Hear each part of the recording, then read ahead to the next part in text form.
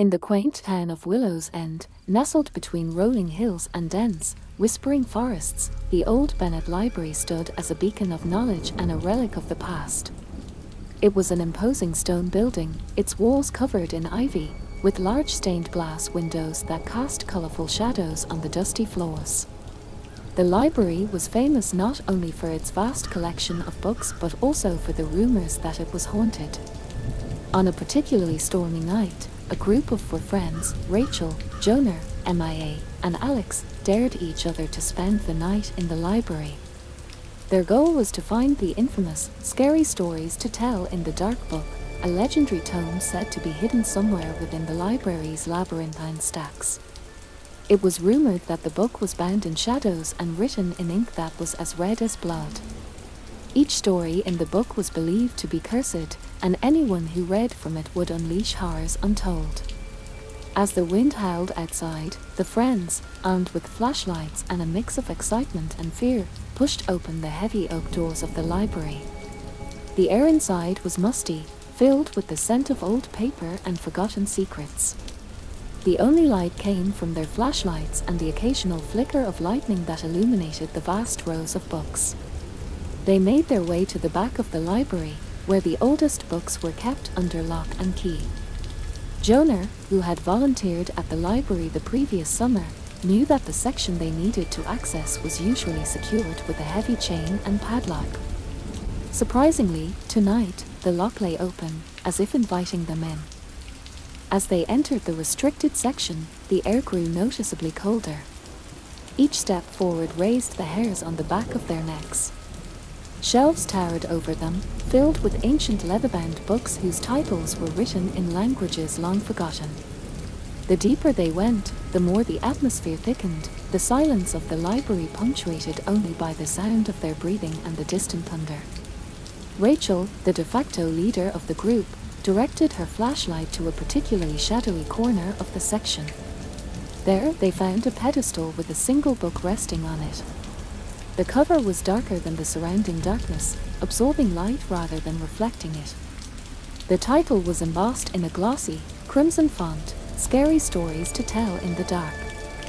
With a mixture of trepidation and intrigue, MIA reached out to open the book.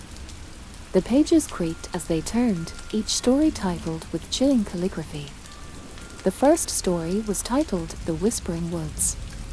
MIA, unable to resist, began to read aloud, her voice trembling slightly. As MIA narrated, the library seemed to respond. The wind outside grew fiercer, and the walls began to creak ominously. Shadows danced along the periphery of their vision, coalescing into shapes that were almost human. The temperature dropped, their breaths visible in the air as frost began to form on the bookshelves. Unnerved but compelled to continue, they listened as the story unfolded, a tale of a girl who wandered into the woods behind her house, lured by whispers that promised to show her hidden wonders but found herself lost in a never-ending night. As MIA read the last sentence, the library plunged into darkness, the only sound the slamming of the section's gate. They were trapped. Panic set in as the temperature continued to drop. Their breaths came out in visible puffs, and their flashlights flickered as if about to go out. Rachel tried to calm the group, but the fear was palpable. They decided to stick together, moving toward the exit, but the layout of the library seemed to have shifted, the familiar pathways replaced by long, winding corridors that led nowhere. Jonah, trying to be rational, suggested that they find another story in the book that might reverse what had been done. With no other options, they returned to the pedestal. Alex, with hands trembling, turned the page to a story titled The Mirror of Marie. He began to read, his voice echoing strangely in the cavernous room. As Alex read, the environment responded once more. A mirror appeared at the end of one of the rows, its surface swirling like liquid. The reflection it cast did not mirror the library but showed another room entirely, a room that none of them recognized, dark and foreboding, with a single candle burning at its center. Drawn to the mirror, Rachel stepped forward, her reflection becoming more and more distorted with each step. As she reached out to touch the glass, her hand passed through it as if the mirror was more portal than reflection. Before the others could react, Rachel was pulled through, her scream cut short as she vanished. The remaining friends rushed to the mirror, but it was solid now, reflecting only their horrified faces. Trapped in a library that had become a labyrinth of terror, Jonah, MIA, and Alex felt a chilling sense of desperation. Their friend had disappeared into a mirror that now showed only their own pale, frightened faces. They called out for Rachel, but the only reply was the echo of their own voices, warped and twisted by the vast, silent halls of the library. Determined to find Rachel and escape the nightmare, the trio turned back to the book. The pages seemed to turn on their own, stopping on a story titled The Hall of Echoes. With a deep, steadying breath, Alex began to read aloud, his voice shaky. The story spoke of a corridor where the living could speak with the shadows of the past, but at a price. For each question asked, a part of their essence would be taken, leaving them less human each time. As Alex read, the air around them thickened, and the distant walls of the library seemed to pulse and breathe. Suddenly, the sound of whispers filled the air, growing louder with each word Alex read. The voices were indistinct at first, then gradually they became clearer, and the friends realized with horror that the whispers were using their own voices. The air grew colder, and their flashlight beams flickered more persistently, as if struggling against an unseen force. Jonah slammed the book shut, the abrupt silence jarring. "We need to stop reading. It's bringing these stories to life," he said, his voice edged with fear. MIA nodded, her eyes wide with terror. "But how do we find Rachel and get out? There has to be a way to reverse this." They decided to explore the library for clues, hoping to find another way to solve their predicament without relying on the cursed book. As they ventured deeper into the library, the environment seemed to warp and change unpredictably. Hallways stretched endlessly before suddenly looping back on themselves, and rooms rearranged their contents and dimensions as soon as they were out of sight. As they navigated through a particularly narrow corridor, they stumbled upon a room that hadn't been there on their initial walkthrough. Inside, hundreds of candles flickered, casting eerie shadows against the walls. At the center of the room was a large, antique desk, upon which lay a stack of parchment, an inkwell that seemed to be filled with a dark, viscous fluid, and a quill that moved on its own, as if an invisible hand were writing a story. Drawn by curiosity, they approached the desk. The parchment revealed a story in progress, the ink still wet. The story described them, three friends, lost in a haunted library, searching desperately for their missing companion. Chilled by the realization that their ordeal was being documented in real time, they watched as the quill continued to write. Suddenly, the ground beneath them trembled, and a low, menacing laugh echoed through the room. The walls began to close in, the shelves bending inward, books tumbling from their places. The candles flickered wildly, casting grotesque shadows that twisted and writhed along the walls. Fleeing from the room, they found themselves in a part of the library that seemed older, the air thick with the must of decayed books and rotting wood. Here, the whispers were louder, almost deafening, filled with malice and anger. Without warning, the shadows coalesced into a more solid form, taking on the appearance of a tall, thin figure with hollow eyes and a mouth twisted in a grotesque grin. It moved towards them, its form flickering like static on a television screen. "Leave us alone," MIA screamed, her voice nearly drowned out by the whispers. The figure paused, tilting its head as if amused. "You cannot escape what you have awoken. Each story must be told, each curse lived," it hissed, its voice a chorus of echoes. Jonah grabbed the book from MIA, flipping through the pages frantically. "There has to be something here to stop this." The figure laughed again, a sound that made their skin crawl. "The book is not your salvation," it whispered. "It is your doom." Jonah's hand stopped on a page titled The Final Tale. With a mix of hope and dread, he read the title aloud. As he did, the library shuddered, and a new path opened before them, leading deeper into darkness. Without a word, they followed the path, the air growing colder, the whispers turning into screams. They walked deeper into the darkness, the light from their flashlights dimming, until they were enveloped in shadow. Their path seemed to stretch infinitely, a corridor that twisted and turned through the bowels of the library like the innards of some great beast.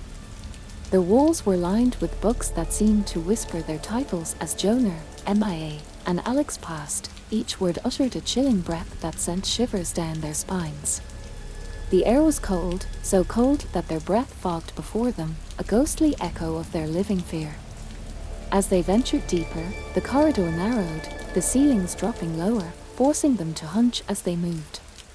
It was as if the library itself was trying to squeeze the courage from their bodies, compressing their hope into the shadows that danced just beyond the reach of their flickering flashlight beams. Suddenly, the floor beneath them gave a chilling creak, and before they could react, the wood splintered and cracked, opening into a gaping maw that threatened to swallow them whole. Alex cried out, stumbling backward as Jonar grasped his arm, pulling him away from the precipice that had appeared so suddenly under their feet. They edged around the hole, their backs pressed against the cold, clammy walls. The whispers grew louder, now sounding like laughter, mocking their precarious situation. As they continued, the path seemed to pulse with a life of its own, the floorboards undulating slightly underfoot, the walls bending inward with a groan of aged wood. "Keep moving," Jonar muttered, his voice barely above a whisper, yet thunderous in the oppressive silence. "We can't stop now."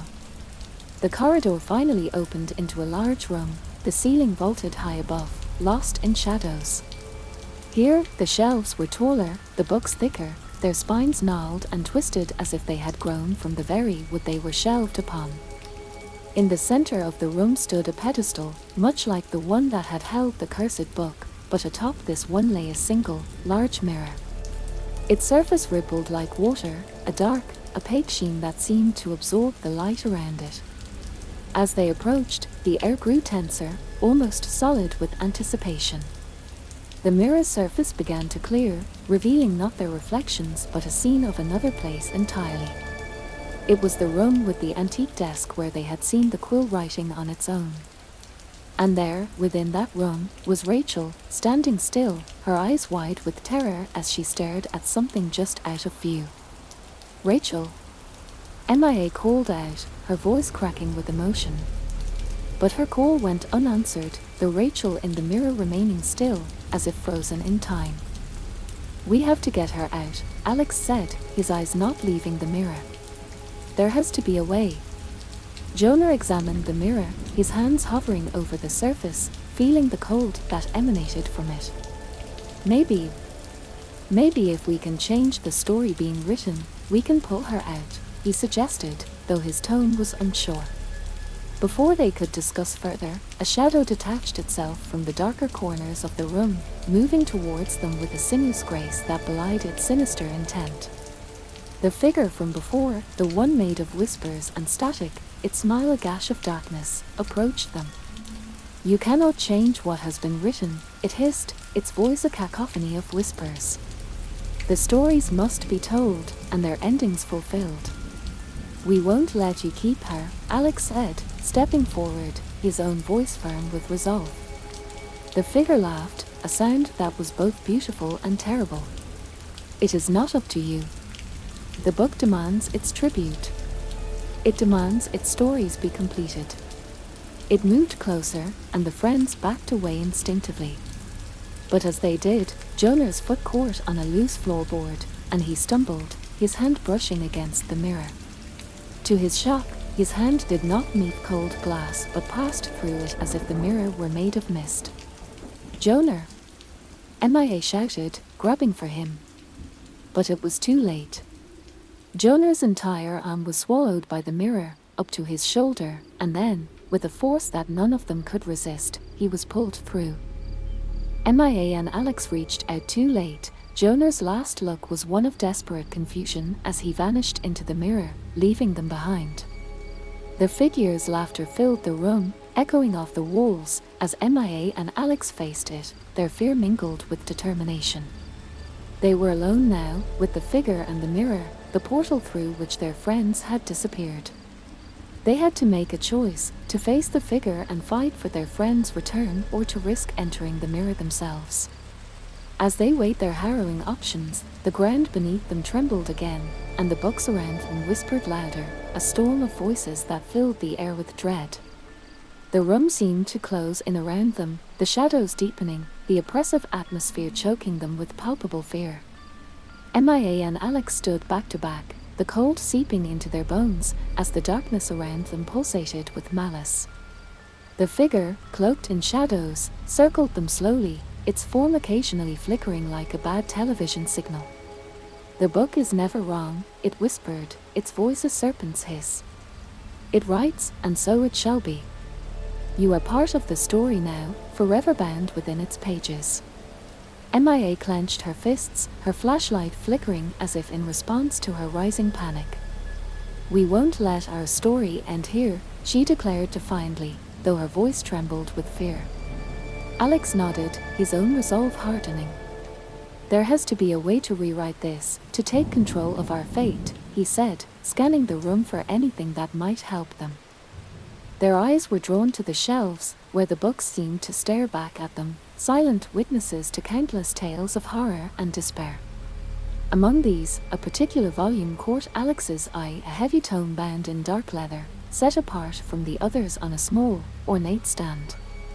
Unlike the other books, this one seemed to invite them closer, a faint glow emanating from its spine. "Look," Alex pointed out, moving cautiously towards the book.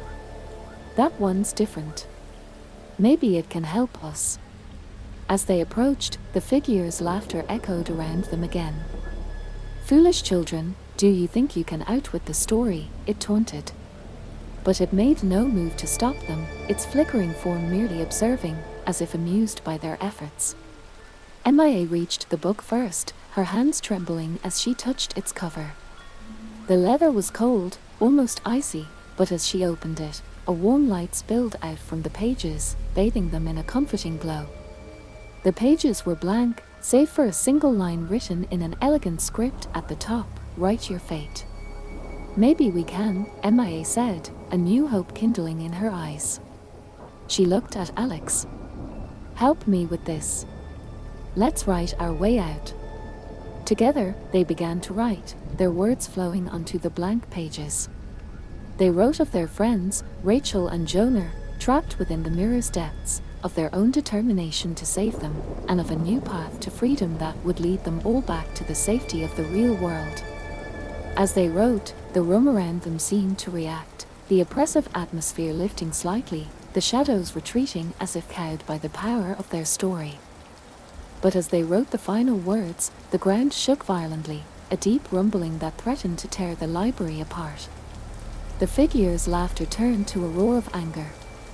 "You cannot rewrite what has been preordained," it screamed, its form becoming more solid, more menacing. The mirror began to shimmer, its surface rippling like water disturbed by a strong wind.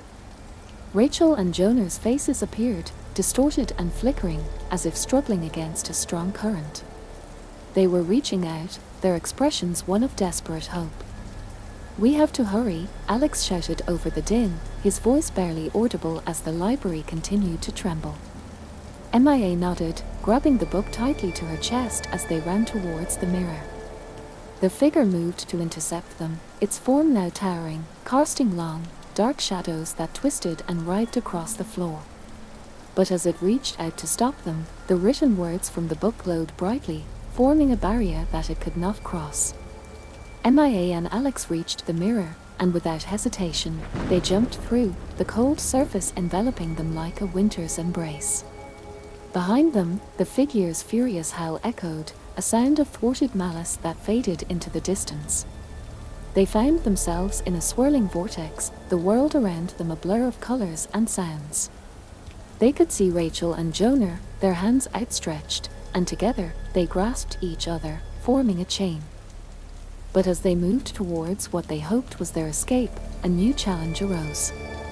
The vortex began to narrow, the walls closing in around them, threatening to crush them with its immense pressure. They could see a light at the end, a pinprick at first that grew brighter, yet it seemed impossibly far, each second an eternity as the walls pressed closer. Clutching the book that held their written fate, they pushed forward, their resolve unyielding. The light grew brighter, the exit within reach, but the path was fraught with danger, the outcome uncertain. As they neared the light, the pressure became almost unbearable, the noise deafening, and just as they were about to reach the threshold, a tremendous force pulled at them from behind, attempting to drag them back into the darkness. The battle for their freedom was not yet won, and their struggle became a desperate fight against the unseen forces that sought to reclaim them. The pull was relentless, like the tide trying to drag them back into a dark ocean. Rachel's hand slipped momentarily, but Jonah grasped it tighter, his determination clear in his strained expression. Mia and Alex pushed forward, their muscles burning with effort as they bore the brunt of the force, shielding their friends with the power of the words they had written, which seemed to create a protective bubble around them. "You think you can rewrite the essence of what I am," the figure boomed, its voice a cacophony of every whisper they had heard. "I am not just in the stories, I am the story." With a courage born of desperation, Mia stepped forward, holding the book out like a shield. "Then here is your ending," she shouted, and with a forceful motion, she tore the pages from the book, scattering them into the wind. The effect was instantaneous. The figure screamed, a sound so terrible it seemed to split the sky. The wind whipped around them, catching the pages and spinning them into a vortex that enveloped the figure. It struggled against the force, but as each page touched it, part of its form dissolved, sucked away by the narrative it had claimed as its own. The friends held onto each other, watching as the storm of pages and wind consumed the figure, the words they had written binding it, diminishing it until all that was left was a whisper of darkness that faded into the light. As the last of the pages fluttered to the ground, the clouds parted, and sunlight flooded the clearing. The oppressive atmosphere lifted, leaving the air clear and fresh. The book, now empty, fell to the ground, its cover brittle and colorless, as if it had never possessed the power that had terrorized them. Exhausted but relieved, the friends embraced, their ordeal finally over. They had faced unimaginable horrors, but they had emerged victorious, their will and courage rewriting the fate that had been thrust upon them. As they walked back towards the town, the clearing behind them peaceful now, they knew that some stories might never be fully closed, lurking in the shadows of human fears and nightmares. But they had learned that even the darkest stories could be overcome, not by fleeing from them but by facing them with unity and determination. And in the light of the new day, as they left the shadows of the forest behind, their spirits were lifted by the knowledge that their story, one of friendship, bravery, and resolve, was one they had written themselves, a tale that would inspire others to believe in the power of hope and togetherness in the face of darkness. As they approached the edge of the woods, the calm that had settled over them was palpable, yet a subtle reminder lingered in the air, a whisper of the forest that suggested their story might be over, but the broader tale of the dark book could one day stir again. This realization wasn't daunting, rather, it left them with a sense of responsibility and a newfound respect for the unknown. Rachel paused, looking back at the tranquil clearing. "Do you think it's truly over?" she asked, her voice a mix of hope and uncertainty. Jonah clasped her shoulder reassuringly. "Maybe not completely," he replied. "But whatever comes, we'll face it together. We're not just characters in a story anymore. We're the authors." They shared a nod, acknowledging the journey they had endured, the bond it had forged, and the trials they might still face. But they walked on, stronger and united, stepping out of the shadows of the forest and into the light of the village.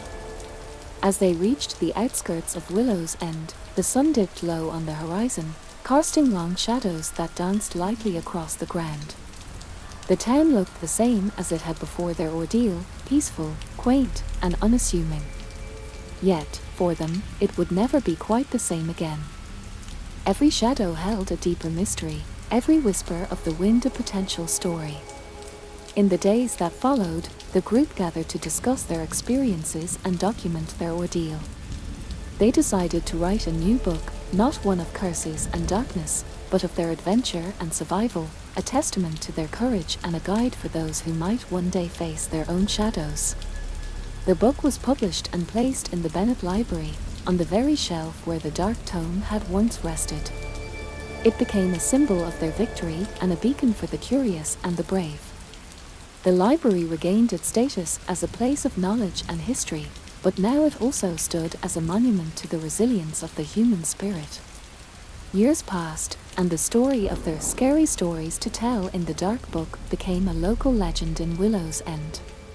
The friends occasionally visited the library, each trip a pilgrimage to the place that had tested them to their limits. They watched as others read their book, saw the mix of awe and inspiration in their eyes, and knew that their legacy was intact. But the original dark book was never found again. Some say it vanished, perhaps reclaimed by the shadows from which it had come, biding its time until new hands were brave enough to write its sinister tales anew. Others believe it never truly existed, that it was merely a manifestation of the fears and stories passed down through generations. The friends knew better, of course. They knew the power of stories, both to terrify and to teach. And as they eventually went their separate ways, carrying the lessons of their youth into their lives, they left behind a legacy that would inspire others to face their fears, to challenge the darkness, and to remember that in every tale of horror, there is a chance for heroism.